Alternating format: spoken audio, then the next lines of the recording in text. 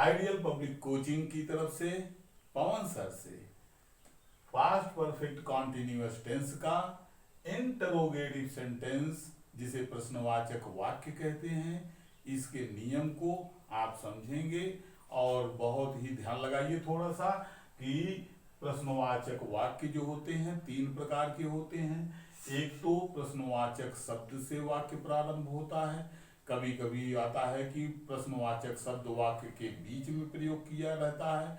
कभी कभी ऐसा होता है कि प्रश्नवाचक भी रहता है और नकारात्मक भी रहता है। इस तरह से तीन प्रकार के वाक्य होते हैं।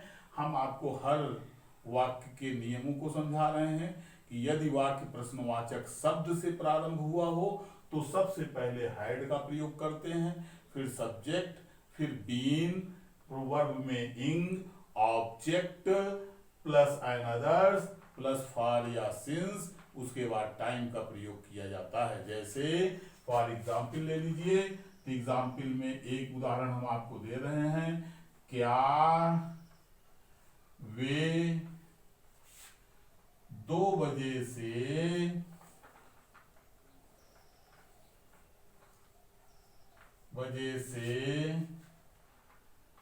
यह तस्वीर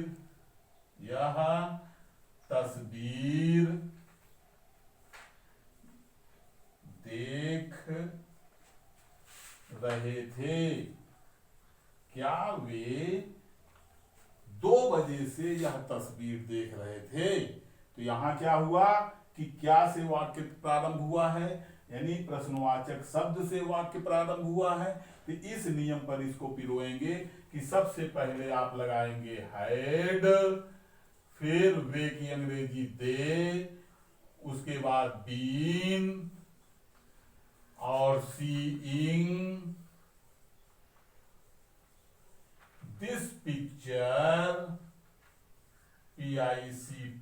PICTURE, दिस पिक्चर, यहां सिंस का प्रयोग होगा, सिंस 2 o'clock,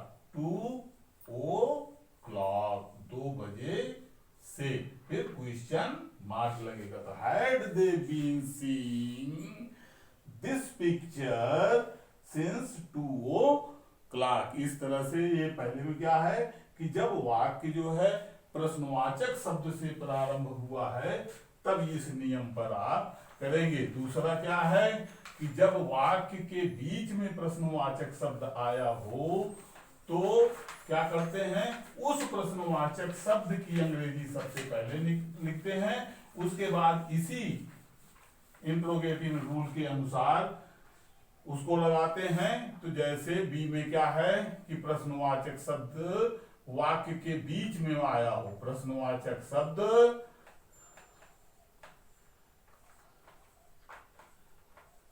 वाक्य के बीच में आया हो,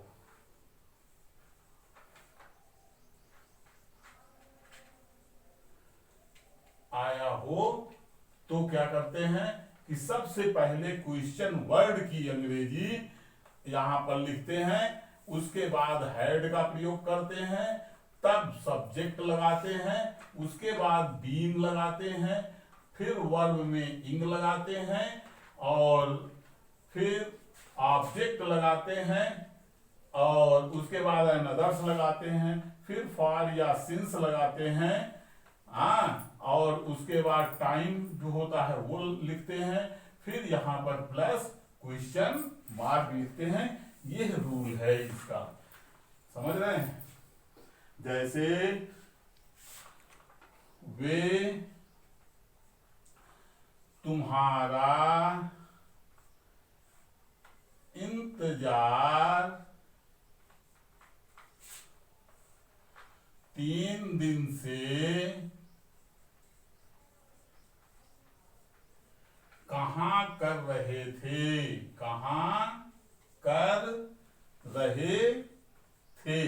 तो ये हम आपको एक उदाहरण बताए कि इसमें क्या है कि इस वाक्य के बीच में प्रश्नवाचक शब्द आया हुआ है। प्रश्नवाचक शब्द यहां पर क्या है, कहां, और इस तरह से कि वे तुम्हारा इंतजार 3 दिन से कहां कर रहे थे।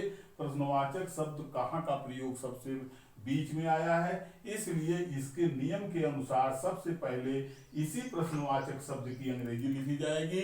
तो कहाँ की अंग्रेजी आप लिखेंगे क्या, वेयर, WHERE, वेयर। फिर उसके बाद हैड का प्रयोग होगा, आप हैड लगाएंगे। वे की अंग्रेजी लिखेंगे दे, फिर लगाएंगे बीन, फिर वेटिंग, फिर तुम्हारे यहाँ अंग्रेजी हो जाएगी यू। उसके बाद 3 दिन से फॉर 3 days, DAYS, फिर question mark. Where had they been waiting you for 3 days? वे तुम्हारा इंतजार 3 दिन से कहाँ कर रहे थे। इसका एक जो लास्ट नियम है कि यदि वाक्य प्रश्नवाचक और नकारात्मक दोनों हो तो उसमें यही नियम लगा रहता है, लेकिन सब्जेक्ट उसमें क्या होता है कि सब्जेक्ट के तुरंत बाद नॉट का प्रयोग करते हैं। उसके बाद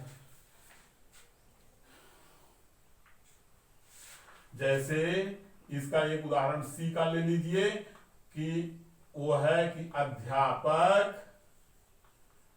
अध्यापक उस छात्र को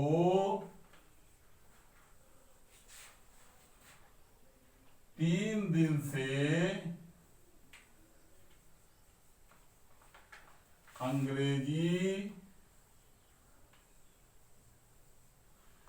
क्यों नहीं पढ़ा रहे थे।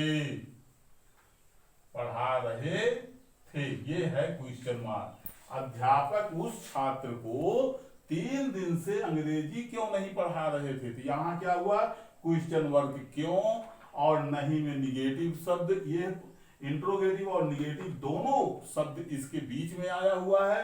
इसका ट्रांसलेशन क्या करेंगे कि सबसे पहले क्योंकि अंग्रेजी लिखेंगे व्हाई, WHY, फिर उसके बाद क्या लगाएंगे हैड, HAD, हैड।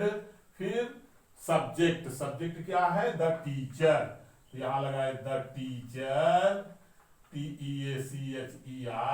कहते हैं सब्जेक्ट के तुरंत बाद नॉट का प्रयोग करते हैं, तब यहां लगाएंगे नॉट, तब उसके बाद लगाएंगे बीन। फिर पढ़ा रहे, टीचिंग, TEACHING, टीचिंग क्या, इंग्लिश किसको, उस छात्र को, टू दैट स्टूडेंट। अदर्स में लगाएंगे टू दैट स्टूडेंट, कब, 3 दिन से, फॉर 3 days। उसके बाद क्या लगाएंगे, question mark. Why had the teacher not been teaching English to that student for 3 days? अध्यापक उस छात्र को 3 दिन से अंग्रेजी क्यों नहीं पढ़ा रहे थे। इस तरह से इसका translation, why had the teacher not been teaching English to that student for 3 days। इस तरह इसका इंट्रोगेटिव सेंटेंस कंप्लीट हुआ। Past perfect continuous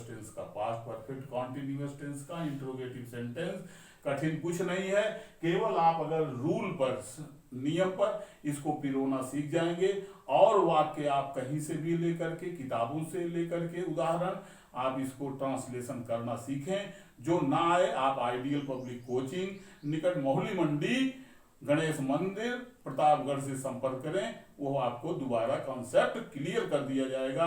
thank you.